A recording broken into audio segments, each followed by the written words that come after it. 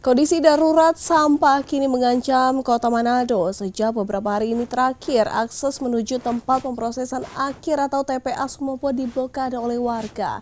Akibatnya truk pengangkut sampah tak bisa beroperasi dan tumpukan sampah mulai terlihat menggunung di berbagai sudut kota.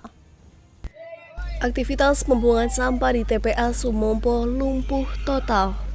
Blokade yang dilakukan oleh warga membuat puluhan truk pengangkut sampah dari seluruh kota Manado tidak bisa membuang muatan.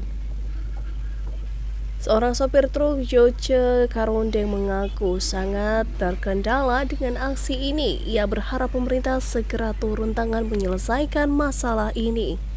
Dari kemarin sampai ini hari, jadi sudah 2 hari kemarin sampai ini hari, itu sampah sudah menumpuk.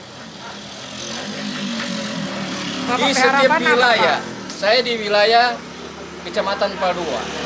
Jadi untuk itu kami mengharapkan pemerintah agar supaya cepat menangani, harus mencari solusi bagaimana untuk supaya terselesaikan ini masalah ini. Sebelumnya warga dari 3 kelurahan yang berdekatan dengan TPA Sumompo memblokade total akses masuk sebagai bentuk protes. Mereka mengaku sudah puluhan tahun menderita akibat pencemaran lingkungan dan bau busuk menyengat dari TPA.